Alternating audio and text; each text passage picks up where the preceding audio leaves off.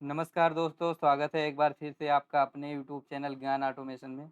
दोस्तों, आज इस वीडियो में हम बात करने वाले हैं बीएफडी टर्मिनल के कॉन्फ़िगरेशन के बारे में कि बीएफडी के अंदर जो टर्मिनल्स होते हैं, जो कंट्रोल टर्मिनल्स होते हैं, वो कौन-सा टर्मिनल किस यूज़ में आता है और उसकी कनेक्शन कैसे करते हैं, टर्मिनल क्या-क्या होते हैं।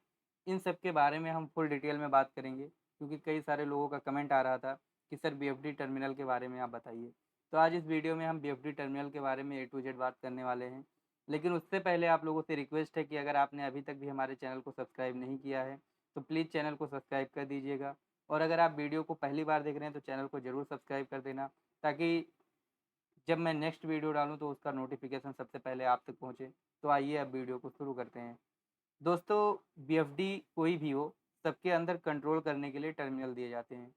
लगभग-लगभग मैं बात करूँ तो सारे बीएफडी में टर्मिनल जो होते हैं सेम ही होते हैं। किसी में कुछ कम टर्मिनल होते हैं, किसी में कुछ ज़्यादा टर्मिनल होते हैं। ये डिपेंड करता है बीएफडी की वर्ज़न और कॉन्फ़िगरेशन के ऊपर। लेकिन जो बीएफडी का टर्मिनल होता है, जो उसकी कॉन्फ़िगरेशन होती है डिजिटल और एनालॉग के अकॉर्डिंग, वो सारे बीएफडी में होती है। ऐसा नहीं कि सिर्फ़ आपको बीएफडी में डिजिटल मिल जाएँगे, एनालॉग टर्मिनल नहीं मिलेंगे, ऐसा है ही नहीं। कोई भी बीएफडी अगर आप लेंगे, तो उसके अंदर डिजिटल और एनालॉग दोनों तरीके से टर्मिनल देखने को मिलेंगे। बीएफडी के अंदर एक रिले भी होता है, बीएफडी के अंदर यूएसबी पॉइंट होता है, ईथरनेट पॉइंट होता है, मॉडबस का पॉइंट होता है, ये सारी चीज़ें होती हैं। तो अगर मैं बात करूँ एक डेल्टा बीएफडी की, ठीक है, मैंने अभी एक डेल्टा बीएफडी का पूरा टर्मिनल लिया है, उसके बारे में ही मैं आपको समझाऊँगा। तो डेल्टा बीएफडी का अगर आप फ्रंट कॉन्फ़िगरेशन देखेंगे तो ऐसा दिखेगा। ये डेल्टा बीएफडी के टर्मिनल्स होते हैं कुछ, ओके? जिसमें आपको M1, M2, M3, M4, M5, M6, M7 terminal दिखेंगे। उसके बाद में फिर आपको 24 वोल्ट का टर्मिनल दिखेगा 2, 2 डीसीएम का टर्मिनल दिखेगा, 1 डीएफएम दिखेगा, एक RS485 पोर्ट दिखेगा। यहाँ पर आपको एक रिले दिखेगा, रिले के 3 टर्मिनल दिखेंगे, आरए, आरबी और आरसी। उसके बाद में यहाँ आपको एक यूएसबी पोर्ट दिखेगा। यहाँ पे आपको 10 volt ACM, ABI, ACI, AFM, MO one, MO two. उसके बाद में यहाँ पर आपको सेफ्टी फंक्शन में 24 volt S1, S2, DCM, SG plus, SG minus, SG ground, MCM, ठीक है? और ऊपर यहाँ पे आपको एसीआई, एएफएम और यहाँ पीएनपी, ये सारी चीज़ें देखने को मिलेंगे, ओके? अब ये क्या चीज़ें हैं, इसके बारे में हम लोग देखते हैं। भाई टर्मिनल तो बहुत सारे हैं, बट ये है क्या और ये काम क्या करते हैं? इनको बीएफडी में कहाँ यूज़ किया जाता है, इसके बारे में हम लोग देखेंगे।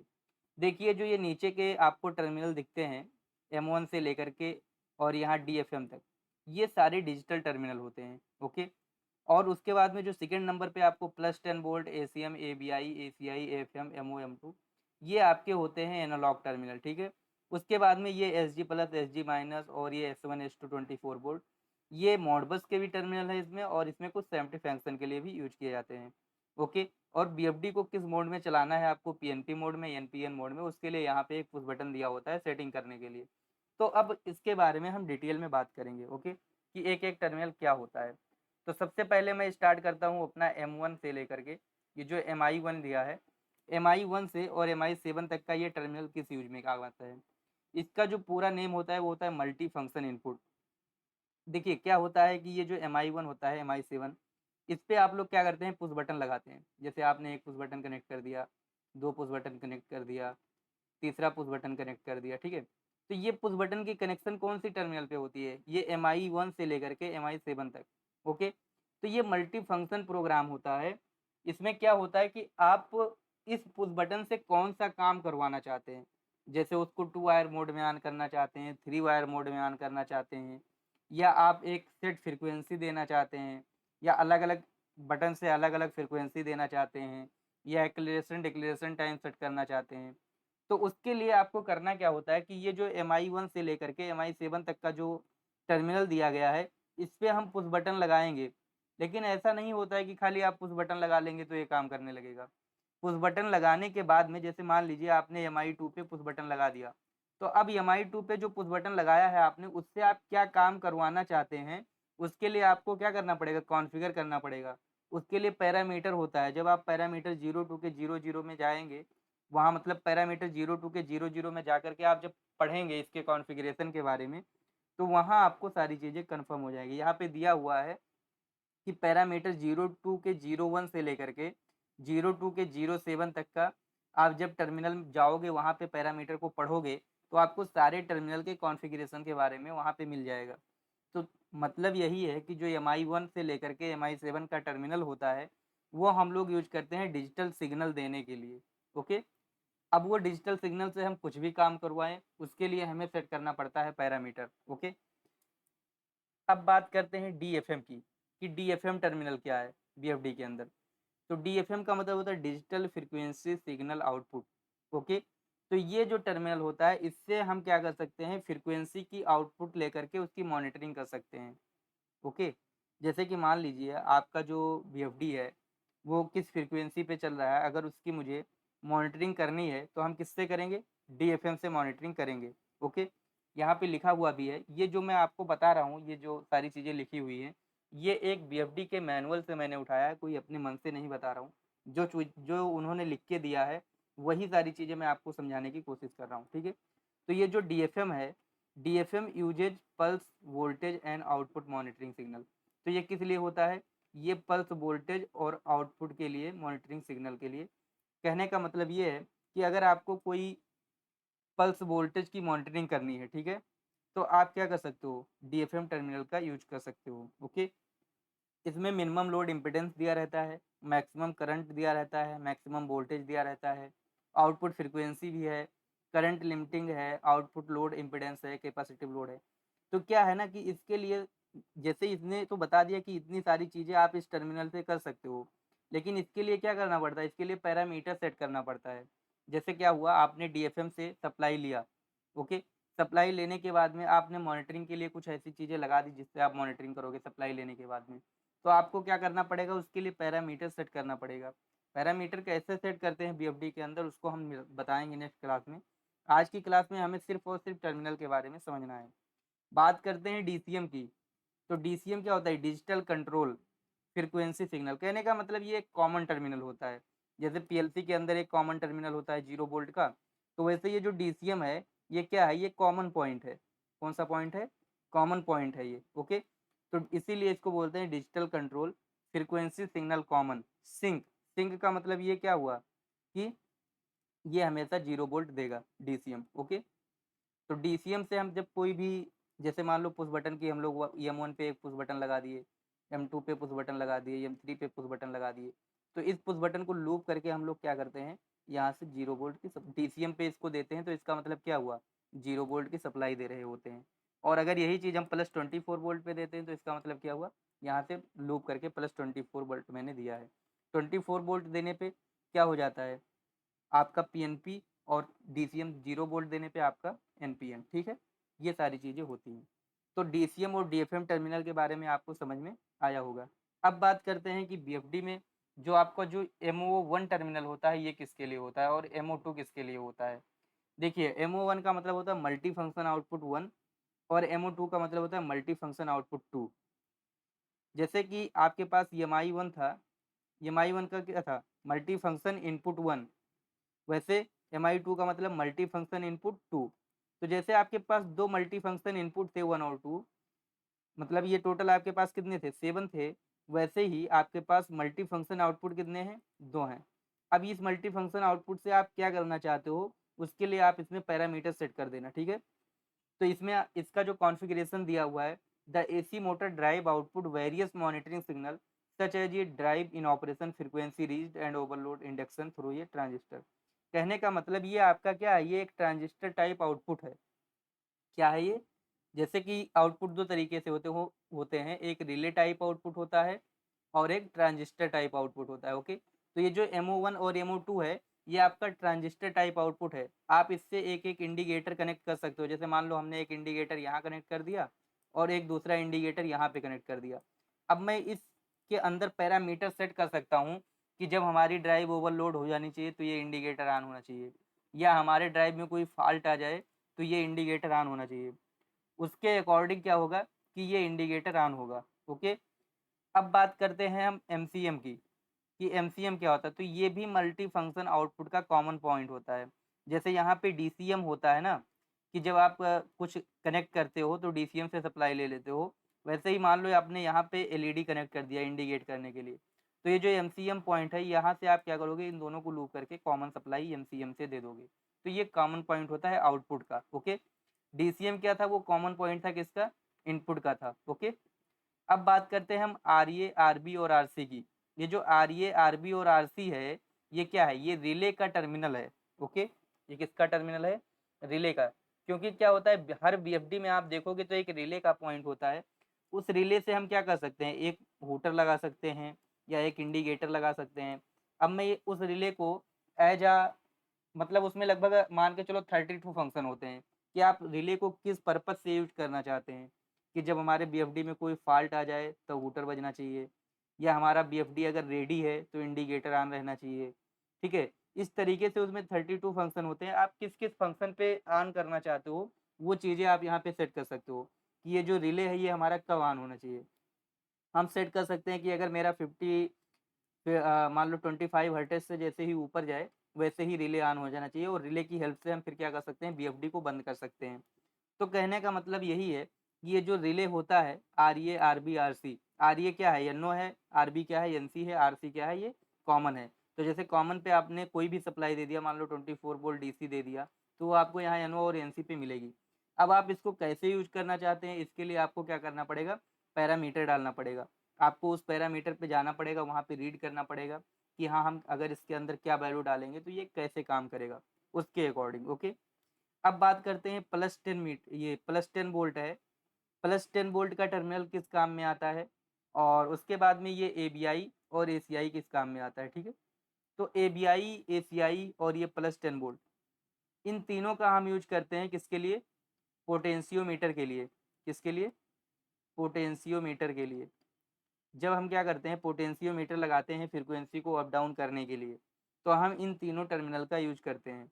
क्योंकि ये जो +10 वोल्ट है, इसको हम लोग देते हैं पोटेंशियोमीटर के अंदर, और पोटेंशियोमीटर का एक टर्मिनल कनेक्ट हो जाता है एबीआई पे, और एक कनेक्ट हो जाता है एसीआई पे। ये क्या करता है, ये एनालॉग वोल्टेज फ्रीक्वेंसी का कमांड देता है, ये एनालॉग करंट फ्रीक्वेंसी का कमांड देता है। ओके, इसकी जो रेंज होती है, इसकी इम्पीडेंस 20 किलो ओम तक है। इसका रेंज जो है 0 to 10 वोल्ट तक है। ओके, या 4 to 20 मिली एम्पियर सप्लाई दे करके भी हम इसको क्या कर सकते हैं, अप डाउन कर सकते हैं। कहने का मतलब डायरेक्टली अगर आप पोटेंशियोमीटर यहाँ नहीं लगाना चाहते हो, तो आप पीएलसी के एनालॉग इनपुट से, किससे, पीएलसी के एनालॉग इनपुट से भी इस फ्रीक्वेंसी को कम ज़्यादा कर सकते हो। ये जो एबीआई और एसीआई टर्मिनल दिया हुआ है, इससे तुम क्या कर सकते हो कि पीएलसी का जो एनालॉग आउटपुट होता है, ठीक है, तो पीएलसी अपने एनालॉग आउटपुट में क्या निकालता है, 0 to 20 milli ampere, 0 to 10 volt. ठीक है, तो इससे हम क्या कर सकते हैं, इससे हम फ्रीक्वेंसी की कंट्रोलिंग कर सकते हैं। ओके, ये बात क्लियर है, किस टर्मिनल कौन सा टर्मिनल किस यूज में आता है। अब उसके आगे हम बात करते हैं कि कौन सा टर्मिनल है। तो एक टर्मिनल है एएफएम। एएफएम टर्मिनल किस यूज में आता है, इसके बारे में हम लोग देखते हैं। तो एएफएम अगर आप देखोगे तो ये क्या है, multi function analog voltage output. जैसे कि अगर मान लीजिए आपको कुछ एनालॉग वोल्टेज लेना है, ठीक है, जैसे डिजिटल वोल्टेज और एनालॉग वोल्टेज, तो बात समझ में आता होगा, मतलब डिजिटल सिग्नल, एनालॉग सिग्नल, तो बात समझ में आता होगा। तो अब जैसे आप यहाँ से एनालॉग वोल्टेज लेंगे, तो ये क्या निकालेगा अपने आउटपुट में, 0 to 10 वोल्ट इसका रेंज है। ओके, और output current 2 milli ampere, maximum ये 2 मिली एम्पियर तक निकाल सकता है, और ये 0 to 20 मिली एम्पियर भी निकालता है। तो जैसे मान लीजिए आप इसकी हेल्प से पीएलसी के, जैसे पीएलसी का एनालॉग इनपुट होता है ना, पीएलसी का एनालॉग इनपुट, तो अब पीएलसी के एनालॉग इनपुट पे 0 to 10 वोल्ट भी सपोर्ट करता है, 4 to 20 मिली एम्पियर भी सपोर्ट करता है। तो अब आप क्या करना चाहते हो कि जैसे बीएफडी में कुछ ऐसा फंक्शन काम करवाना चाहते हो आप, जो कि पीएलसी के एनालॉग इनपुट से हो जाए, तो आप यहाँ से जो एएफएम टर्मिनल है, इससे आप क्या करोगे, इससे मान लो 0 to 10 वोल्ट का वायर जो आ रहा है, उसको आप पीएलसी के एनालॉग इनपुट पे कनेक्ट कर दोगे। ठीक है, तो जैसे जैसे आपको यहाँ से सिग्नल मिलेगा, उसके अकॉर्डिंग आप पीएलसी को या बीएफडी को कंट्रोल कर सकते हैं। तो ये वही चीज़ है कि ये आप बोल सकते हो कि ये एक एनालॉग आउटपुट है, जो कि हमें 0 to 10 वोल्ट या 4 to 20 मिली एम्पियर की सप्लाई देगा। लेकिन आपको चाहिए क्या, 0 to 10 वोल्ट या 4 to 20 मिली एम्पियर। इसके लिए आपको क्या करना पड़ेगा, पैरामीटर सेटिंग करना पड़ेगा। पैरामीटर सेटिंग करने के लिए आपको कहाँ जाना पड़ेगा, पैरामीटर 3.31 में जाना पड़ेगा, यहाँ पे दिया हुआ है। और वहाँ पे जाकर के आप सेट कर सकते हो कि आपको 0 to 10 वोल्ट चाहिए या 4 to 20 मिली एम्पियर चाहिए। ओके, अब बात करते हैं एसीएम की। तो जैसे आपका डीसीएम था कि डिजिटल का कॉमन पॉइंट था, वैसे आपका ये एसीएम है। जैसे अगर आपको 0 टू 10 वोल्ट चाहिए तो ये एएफएम से तो 10 वोल्ट मिल जाएगा, लेकिन 0 कहाँ से मिलेगा? तो वो मिलेगा आपका एसीएम से। ओके, या आपको 4 टू 20 मिली एम्पियर चाहिए, 0 टू 20 मिली एम्पियर चाहिए, तो ये तो 20 मिली एम्पियर निकाल देगा, 0 यहाँ से मिल जाएगा, तो ये बन जाएगा 0 टू 20 मिली एम्पियर, या ये बन जाएगा 0 टू 10 वोल्ट। जो भी आपका आउटपुट में निकलेगा उसके अकॉर्डिंग ये एनालॉग का कॉमन पॉइंट हम लोग एसीएम से सप्लाई ले लेंगे। तो एसीएम और एएफएम का मतलब क्लियर हुआ होगा कि क्या चीज़ होता है। अब बीएफडी के अंदर होता है एस1 और एस2 टर्मिनल। ये एस1 और एस2 किस लिए होता है? तो देखो डिफ़ॉल्ट में क्या रहता है कि एस1 और एस2 को हम लोग शॉर्ट सर्किट किए रहते हैं 24 वोल्ट डीसी के लिए। ओके, जैसे आप बोल सकते हो ये सेफ्टी पर्पज़ के लिए है कि आप इसके थ्रू क्या कर सकते हो, किसी को 24 जैसे मान लो आपने क्या किया, बीएफडी के थ्रू किसी को 24 वोल्ट सप्लाई दे करके ऑन कर लिया। तो अगर आप इस टर्मिनल का यूज़ करके करोगे, तो अगर मान लो कुछ इश्यू होता है बीएफडी में, तो क्या होगा, वो सप्लाई कट हो जाएगा और फिर वहाँ पे जैसे मान लो इससे आपने पीएलसी ऑन कर लिया है 24 वोल्ट डीसी दे करके, तो ये जैसे बीएफडी में कुछ इशू आएगा तो यहीं से सप्लाई कट हो जाएगा, मतलब पीएलसी आपका सेफ रहेगा। तो ये कट ऑफ के लिए है। ओके, यहाँ पे आपको बताया गया है कि इसकी रेटेड वोल्टेज जो है 24 वोल्ट डीसी है, मैक्सिमम वोल्टेज 30 वोल्ट वो DC, rated current 6.67 milli ampere तक हो सकता है। तो इसका एसटीओ एक्टिवेशन मोड भी है, ठीक है। इसका रिस्पॉन्स टाइम मतलब 20 मिली सेकेंड के अंदर ही ये काम कर देगा। ओके, ये S1 and S2 operates until the AC motor drive stop outputting current. Okay, तो और डीसीएम का पॉइंट क्या होता है? डीसीएम जैसे मैंने बताया ही कि ये कॉमन पॉइंट होता है, तो जहाँ 0 वोल्ट की ज़रूरत पड़ेगी तो हम डीसीएम से सप्लाई ले लेंगे, ठीक है। अब बात आती है एसजी प्लस और एसजी माइनस की। ये एसजी प्लस और एसजी माइनस क्या होता है? तो ये एसजी प्लस और एसजी माइनस ये मॉडबस कम्युनिकेशन के लिए यूज़ किया जाता है। जैसे कि आपके पास इस बीएफडी में आपने देखा होगा ऊपर ही तो एक पोर्ट बना था RJ45। क्या बना था? RJ45। तो RJ45 में क्या था कि अगर आपने यहाँ पे कनेक्टर नहीं कनेक्ट कर पाए, ठीक है, मान लो आपके पास RJ45 वाला कनेक्टर नहीं है, आपको मॉडबस कम्युनिकेशन करना है, तो आप क्या करोगे, आप ईथरनेट वाला जो केबल होता है उसमें से आप 4 नंबर और 5 नंबर केबल को निकालोगे और उसको आप एसजी प्लस और एसजी माइनस पे कनेक्ट कर दोगे, तो यहाँ पे आपका मॉडबस कम्युनिकेशन हो जाएगा। तो अगर आपके पास RJ45 कनेक्टर नहीं भी है, तब भी आप क्या करोगे, मॉडबस कम्युनिकेशन आराम से कर पाओगे। ओके, तो एस जी प्लस और एस जी माइनस हम लोग इसीलिए यूज करते हैं, और ये एस जी का ग्राउंड टर्मिनल है और ये RJ45 है। तो मुझे उम्मीद है कि मैंने जो सारे टर्मिनल के बारे में बताया है अभी तक, उसमें से आपको बहुत सारा कॉन्सेप्ट क्लियर हुआ होगा। अब हम बात करते हैं थोड़ा सा वायरिंग का, कि अगर मुझे वायरिंग करना है तो हम कैसे कैसे वायरिंग कर सकते हैं। तो ये एक बीएफडी का वायरिंग है, ठीक है, टर्मिनल डिटेल है, जिसमें कि हम मोटर का जब वायरिंग करते हैं, तो जैसे मान लीजिए हमने यहाँ से मोटर का वायरिंग शुरू किया, 3 फेज रहता है, L1 L2 L3 रहता है। तो यहाँ से हमने फ्यूज पहले लगा दिया 3 फेज सप्लाई देने से पहले। उसके बाद में यहाँ से मैंने मोटर को कनेक्ट कर दिया। मोटर को कनेक्ट करने के बाद ओह सॉरी, यहाँ 3 फेज सप्लाई मैंने दे दिया। 3 फेज सप्लाई देने के बाद में इधर हमने क्या कर दिया, मोटर कनेक्ट कर दिया। ओके, यहाँ पे जो डीसी प्लस ये वाला दिया है और डीसी माइनस दिया है, इसको इस तरीके से यहाँ पे बताया गया है कि जंपर लगा के लूप कर देते हैं। अब बात करते हैं हम मोटर का कनेक्शन, बहुत ईजी है, कुछ करना नहीं, बस आप क्या करो, 3 फेज की सप्लाई L1 L2 L3 में दे दो, नीचे आप मोटर लगा दो। ओके, ग्राउंडिंग करना है तो ग्राउंडिंग कर दो। अब बात करते हैं हम कि इसका जो टर्मिनल है इसकी कनेक्शन कैसे करते हैं। तो टर्मिनल में आप देख सकते हो कि अगर मैं पहले M1 और M2 पे पुश बटन लगाऊंगा तो ये फॉरवर्ड स्टॉप के लिए है और ये रिवर्स स्टॉप, मतलब फॉरवर्ड जब तक दबा के रखोगे फॉरवर्ड चलेगा, छोड़ोगे स्टॉप हो जाएगा। इसको दबा के रखोगे रिवर्स चलेगा, छोड़ोगे स्टॉप हो जाएगा। ऐसे बाकी के जो टर्मिनल हैं अभी इस पे कुछ भी पैरामीटर डिफाइन नहीं है। आप यहाँ पर भी एक पुश बटन लगा दो, यहाँ पर भी एक पुश बटन लगा दो, यहाँ पर भी एक पुश बटन लगा दो। आप जिस पुश बटन पे जो पैरामीटर डिफाइन कर दोगे, जैसे मान लो ये हमने कर दिया एक्सेलरेशन टाइम के लिए, ये वाला कर दिया हमने डिक्लेरेशन टाइम के लिए, ये हमने कर दिया मल्टी स्पीड के लिए, ठीक है, एक मैंने सेट कर दिया आरपीएम के लिए। तो इस तरीके से आप जिस पुश बटन से जो चीज़ सेट करना चाहते हो उसका पैरामीटर आपको डालना पड़ेगा। सारी चीज़ें बीएफडी के अंदर समझ लो प्रोग्राम करनी पड़ती है। अगर ये टर्मिनल है रिले का, कि रिले पे अगर आपको कनेक्शन करना है तो आप इन तीनों टर्मिनल से कर सकते हो। ये आपका डीसीएम और डीएफएम का टर्मिनल है, ये आपका एमओ1 एमओ2 एमओ2 एमसीएम का टर्मिनल है। ओके, तो इस तरीके से आप क्या कर सकते हो कि कुछ भी जो आपको चाहिए वो आप यहाँ से डिफाइन कर सकते हो। बीएफडी को किस मोड में रखना है, पीएनपी या एनपीएन, उसके लिए आप यहाँ से एक छोटा सा पुश बटन लगा रहता है, उसको आप क्या कर सकते हो, पुश करके आप इसको पीएनपी और एनपीएन मोड में सेट कर सकते हो कि आपको चाहिए क्या। वो बीएफडी के ऊपर ही यहाँ पे छोटा सा पुश बटन लगा रहता है। ओके, अब बात करते हैं कि अब हमें क्या करना चाहिए। तो उसके अकॉर्डिंग हम लोग यहाँ पर देख सकते हैं कि एएफएम, एसीएम और ये जो आपको मैं 485 की बात कह रहा था कि 485 का कनेक्शन कैसे होता है, तो उसके अकॉर्डिंग आप देख सकते हैं कि 485 का कनेक्शन कैसे होता है। तो यहाँ पे ये आरजे 485 का जो टर्मिनल रहता है, इस टर्मिनल में जो हमने बताया कि 4 नंबर पिन और 5 नंबर, जैसे आप इधर से पिन की काउंटिंग करोगे तो इधर 1 नंबर है, 2 नंबर, 3 नंबर, 4 नंबर, 5 नंबर, ये आपको 1 से लेकर के 8 पिन आपको मिलेंगे। तो आपको जो एस जी प्लस और एस जी माइनस मिल रहा है वो किससे मिल रहा है, 4 और 5 नंबर से मिल रहा है। तो इसके लिए एक टर्मिनल बना दिया गया है बीएफडी में भी कि अगर आपको एस जी प्लस और एस जी माइनस चाहिए तो आप डायरेक्टली वहीं से कनेक्ट कर सकते हो, अगर आपके पास ये 4-5 वाला कनेक्टर नहीं है। ओके, उसके बाद में जो एनालॉग टर्मिनल की मैं बात कर रहा था, तो जैसे आप यहाँ पे देख सकते हो कि एक पोटेंशियोमीटर इन्होंने सिंबल दर्शाया है कि आप यहाँ से पोटेंशियोमीटर कनेक्ट कर सकते हो। ये आपका यूएसबी पोर्ट होता है। अगर आप कम्युनिकेशन कार्ड लगाना चाहते हैं बीएफडी के अंदर, तो आप कम्युनिकेशन कार्ड लगाने के लिए यहाँ पे एक स्लॉट दिया गया है जिससे कि आप कम्युनिकेशन कार्ड लगा सकते हैं। डेल्टा बीएफडी में क्या होता है कि कुछ बीएफडी में पीएलसी इनबिल्ड आता है कि अगर आपको प्रोग्रामिंग करना है तो डायरेक्टली आप बीएफडी को कनेक्ट करोगे और बीएफडी को कनेक्ट करने के बाद में आप डायरेक्टली केबल के थ्रू कनेक्ट करके और जो हमारा WPL सॉफ्ट होता है उससे हम क्या कर सकते हैं, प्रोग्रामिंग कर सकते हैं। तो मुझे उम्मीद है कि आज की वीडियो में आपको ये जो बीएफडी का टर्मिनल डिटेल परेशान कर रहा होगा पहले, आज के बाद से आपको कभी प्रॉब्लम नहीं होगा।